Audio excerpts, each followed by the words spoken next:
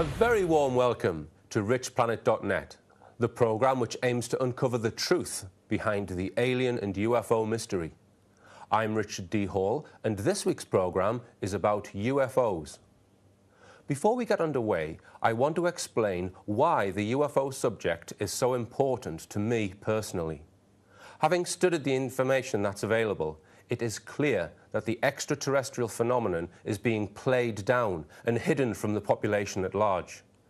But it's not just information about UFOs and ETs that I would like the government to come clean about. It's all the other information which I believe is being hidden from the public, which is cloaked by the same layer of secrecy. So what are these secrets? I'm going to list 30 secrets and split them into 3 categories: definite, probable, and possible.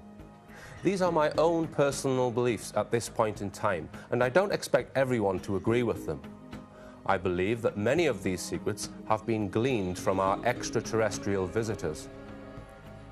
Definite secrets include technology to go to the stars, including anti-gravity propulsion, free energy technology, which is 100% clean, wireless transmission of power, magnetic beam technology, underground bases throughout the world, some of which are shared with ETs, structures and bases on the far side of the moon, detailed knowledge of over 50 types of extraterrestrial, knowledge about ET societies, including that some run without money, motives and ideologies of ET races, and knowledge of the planets from which ETs originate.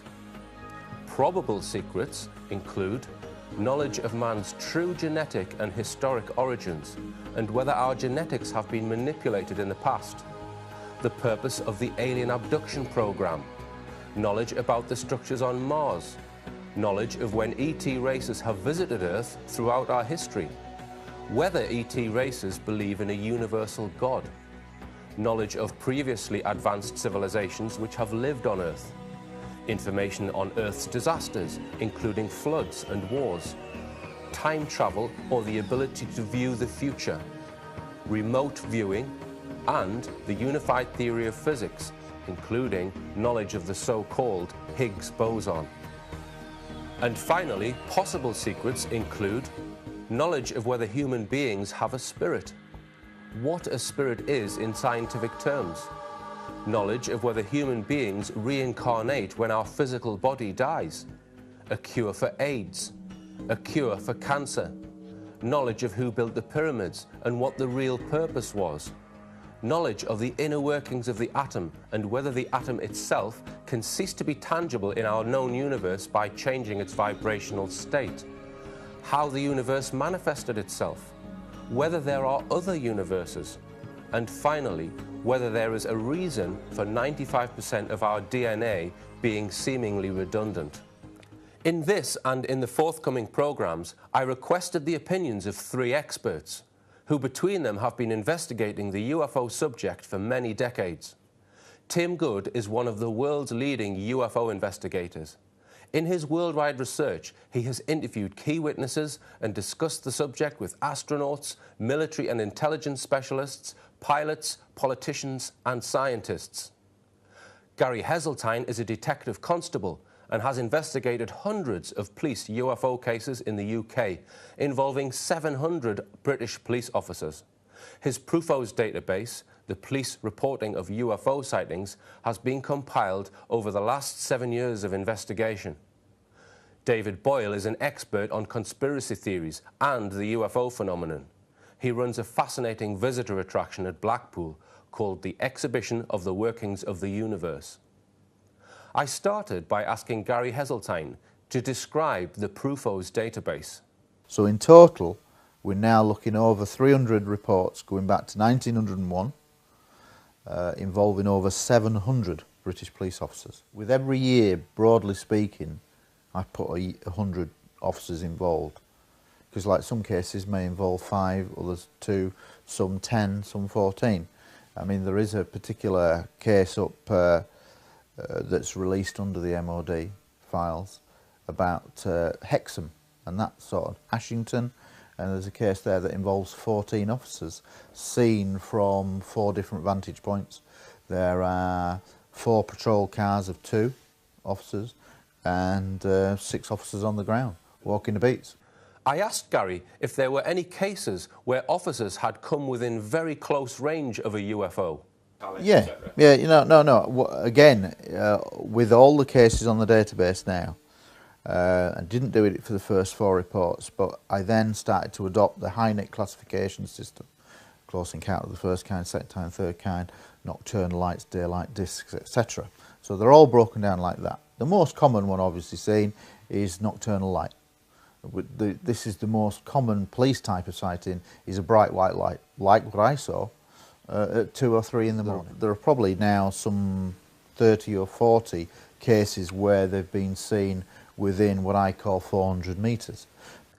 Before we hear more from our UFO experts, I will explain a little bit about the theory behind some of the flying saucers which are seen in our skies. Many, but not all UFOs have a classic flying saucer shape, and there are many close-up photographs taken all over the world to back this up.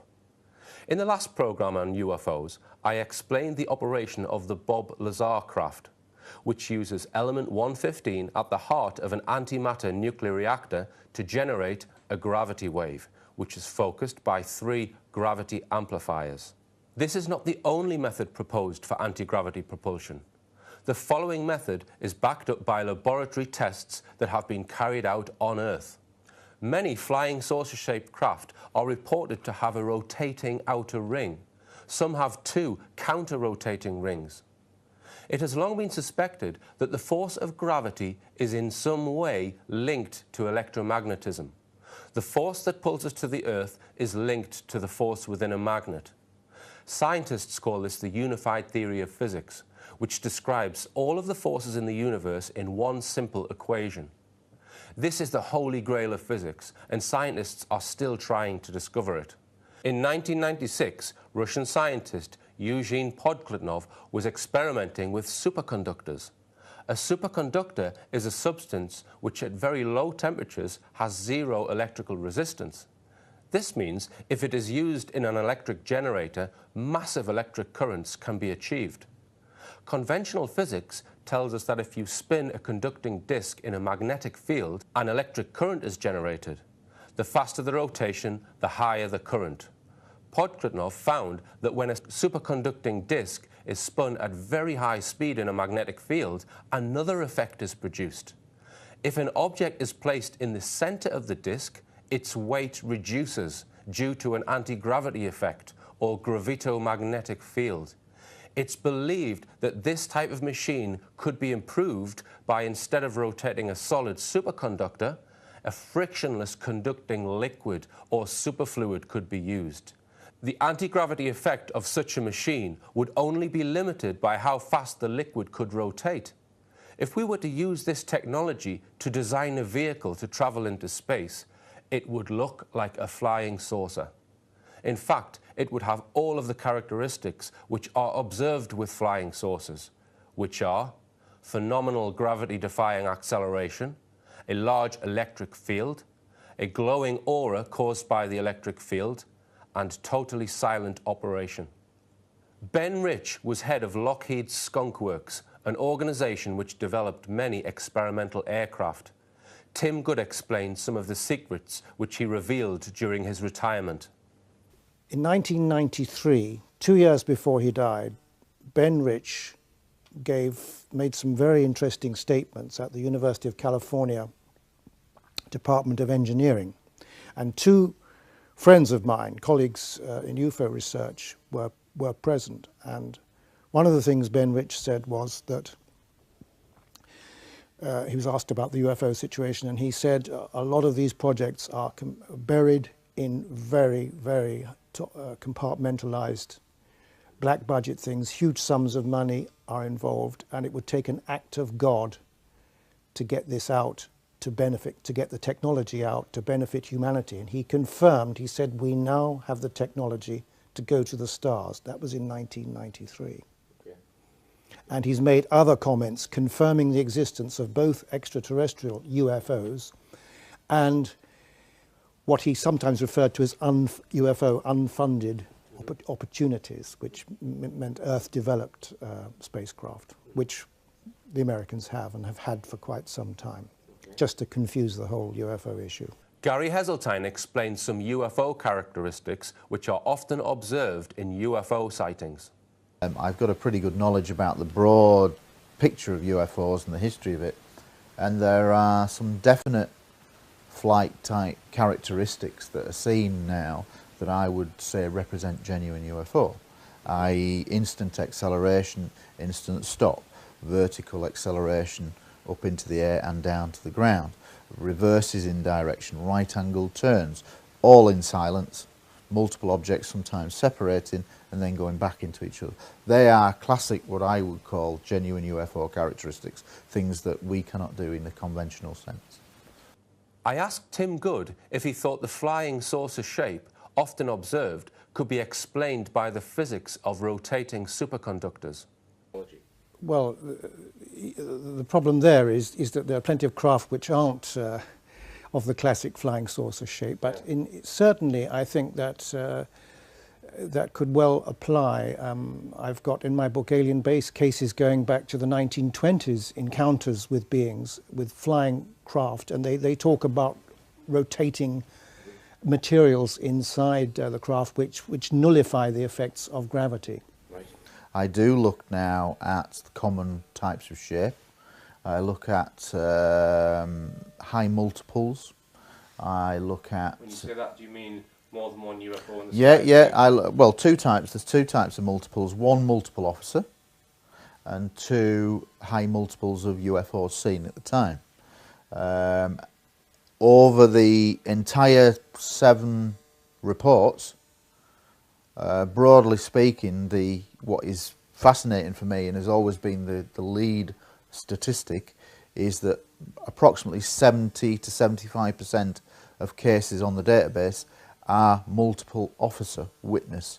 So it's not the lone officer who's mistaken at 3 in the morning, he's tired and whatever. That was the perception perhaps before that the skeptics might use. My statistics and data seems to prove totally the opposite, that 3/4 are in fact multiple officer cases. Okay.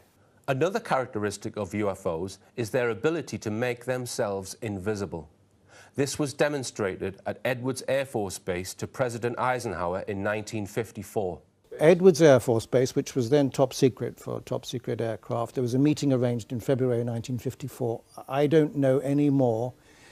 I do know some things that happened as a consequence of that, but there was a meeting with Eisenhower and some top officials, including the American head of the Catholic Church, Cardinal McIntyre, I think, and a few other high-ranking people named who they have been named in one famous letter, which I published in Alien Liaison. I think it definitely did happen. My information was that there was a follow-up arrangement to transfer technology. This was given to me by another source, and a meeting, I don't know if Eisenhower was involved at this particular meeting, but I know that some scientists went out to a certain desert location and were taken out by some CIA guys. And it's alleged that they demonstrated that their ship could become invisible. Yes. Yeah. Apparently to Eisenhower's tremendous embarrassment. Okay. Okay. And he said that, they said they wanted to educate Earth people. They were very concerned about the nuclear build-up and everything. And Eisenhower was quite shocked by this. And he said, I don't think we're ready for that yet. And in the end, apparently they agreed. And they said, well, we're not going to stop being around, you know. And many of the larger UFO craft are described as huge black triangles. It's rumoured that the US military have developed their own top-secret flying triangle called the TR-3B. The craft is nuclear-powered, totally silent, and uses an anti-gravity conducting ring. The ring surrounds a rotatable crew compartment and is filled with plasma. The device is known as a magnetic field disruptor. The plasma is mercury-based and pressurized to 250,000 atmosphere at a temperature of -123 degrees centigrade. then accelerated through the ring at up to 50,000 RPM to create a superconductive plasma which results in anti-gravity disruption. The magnetic field disruptor generates a magnetic vortex field which disrupts or neutralizes the effects of gravity on mass within proximity by 89%. This means that if you stood in the middle, you would suddenly weigh 1/10 of your actual weight. We heard from Tim Good that not all craft are flying saucer shaped. Often, huge craft have been sighted in various shapes, some described as bigger than a football pitch. 2 famous cases of such craft were witnessed at Phoenix in 1997 and Stevensville, Texas in 2008. There have been many recorded cases where multiple, smaller UFOs, including the flying saucer type, have been seen flying around and about the larger craft. The large craft are presumably motherships and are sometimes called cities in the sky. During the Travis Walton abduction case, Walton was taken on board one of these massive craft and witnessed different types of flying saucer parked up within the interior, almost like a flying aircraft carrier. Detective Constable Gary Heseltine. There's one of my favourite cases on the entire database, and is a case that came to me directly from an officer. Was from a former Thames Valley police officer called Eric Raymond. He was a PC, and he'd served in another force prior, but it was in an area, I think in the sort of Long Crendon area, and basically he was in a rural area with 2 other officers. There were 2 police vehicles parked up, having a chat, cigarette, as they did, and this is 1978. Suddenly in the distance, a long way off, they see a light low to the ground, but it was so quick that they really couldn't make out what it was, and they didn't think too much about it. Suddenly, and there is no other lighting around, they see an object that doesn't arrive in the conventional sense of coming in left or right or from the air. It suddenly appears, which is again a characteristic that I do believe genuine UFOs have the ability to make themselves invisible, for want of a better word, turn it on and off. They're often seen to blink on and blink off. I think that's a characteristic. And this case bears this out, because there they are chatting away, rural location, suddenly blink, and there is an object 1/4 of a mile away, so a few hundred metres away, no other ambient lighting, and this object they describe as the size of a football field, shining a beam down to the ground from an altitude of about 500 feet, the width of a football field, and it is slowly scanning the terrain, the countryside terrain. There are smaller objects flying around the large object. It's in total silence. They're absolutely gobsmacked. They try onto the radio, fails. They watch this object for 5 minutes, and then it, yeah, and then it just blinks out and gone. It's not easy using conventional physics to explain how they managed to make these huge craft invisible, but it is clear that their technology is able to control and manipulate the fabric of nature in a far more advanced way than ours. They are able to render nuclear missiles and aircraft missile launching systems useless from miles away.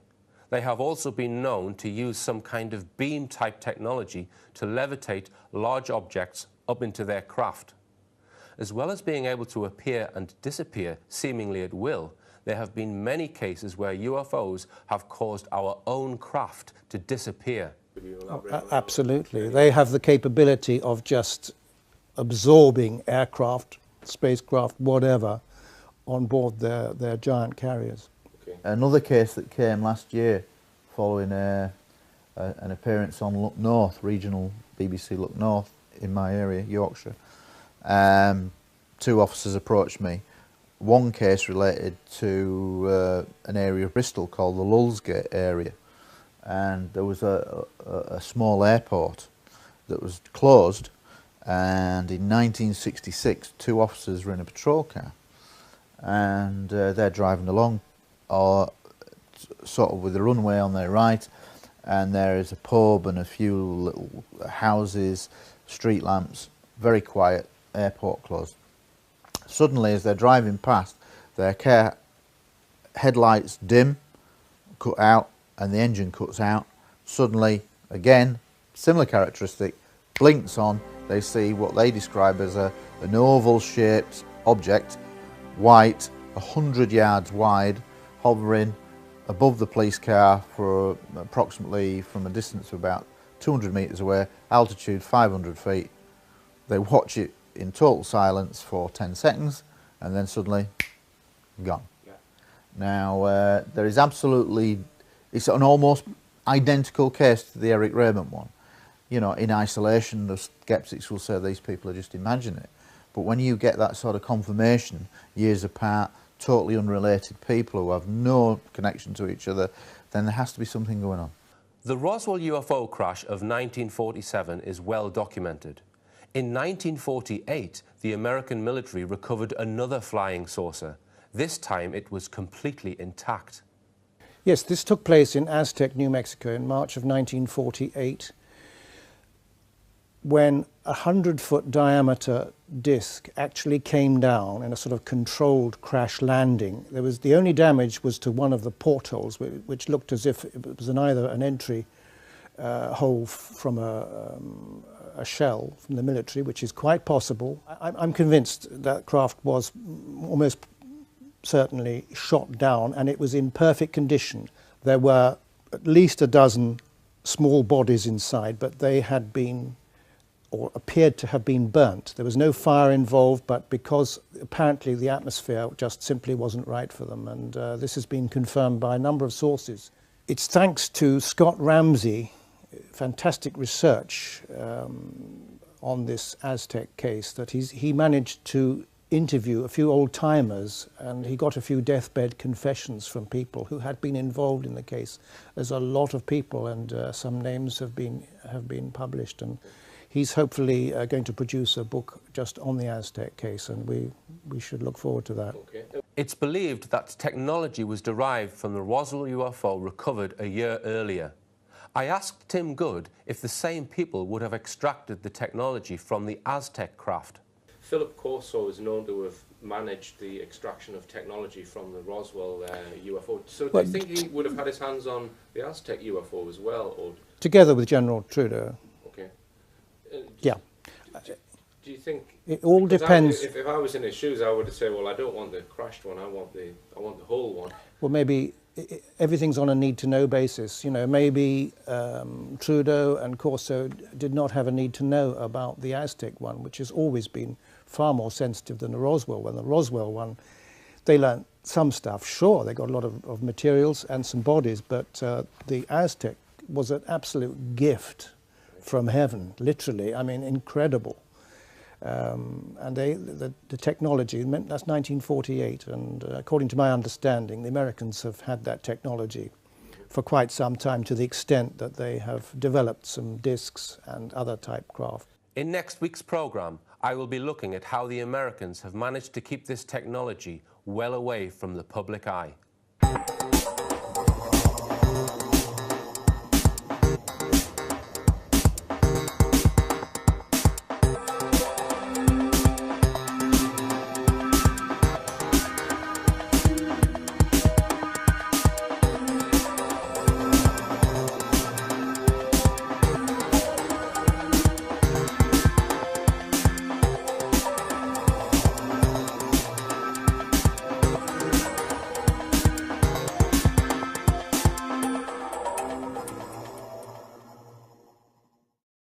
Program is about UFOs. Before we get underway, I want to explain why the UFO subject is so important to me personally. Having studied the information that's available, it is clear that the extraterrestrial phenomenon is being played down and hidden from the population at large. But it's not just information about UFOs and ETs that I would like the government to come clean about. It's all the other information which I believe is being hidden from the public, which is cloaked by the same layer of secrecy. So what are these secrets? I'm going to list 30 secrets and split them into 3 categories: definite, probable, and possible. These are my own knowledge of the so-called Higgs boson. And finally, possible secrets include knowledge of whether human beings have a spirit, what a spirit is in scientific terms, knowledge of whether human beings reincarnate when our physical body dies, a cure for AIDS, a cure for cancer, knowledge of who built the pyramids and what the real purpose was, knowledge of the inner workings of the atom and whether the atom itself can cease to be tangible in our known universe by changing its vibrational state, how the universe manifested itself, whether there are other universes, and finally, whether there is a reason for 95% of our DNA being seamless, and knowledge of the planets from which ETs originate. Probable secrets include knowledge of man's true genetic and historic origins, and whether our genetics have been manipulated in the past, the purpose of the alien abduction program, knowledge about the structures on Mars, knowledge of when ET races have visited Earth throughout our history, whether ET races believe in a universal God, knowledge of previously advanced civilizations which have lived on Earth, information on Earth's disasters, including floods and wars, time travel or the ability to view the future, remote viewing, and the unified theory of physics, including personal beliefs at this point in time, and I don't expect everyone to agree with them. I believe that many of these secrets have been gleaned from our extraterrestrial visitors. Definite secrets include technology to go to the stars, including anti-gravity propulsion, free energy technology, which is 100% clean, wireless transmission of power, magnetic beam technology, underground bases throughout the world, some of which are shared with ETs, structures and bases on the far side of the moon, detailed knowledge of over 50 types of extraterrestrial, knowledge about ET societies, including that some run without money, motives and ideologies of ET races.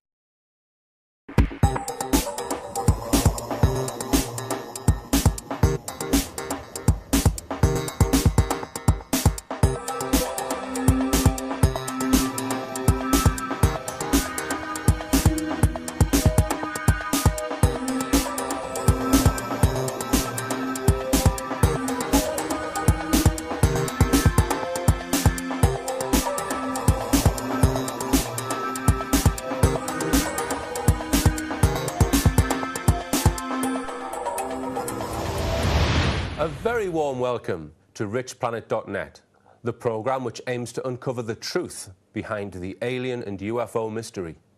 I'm Richard D. Hall, and this week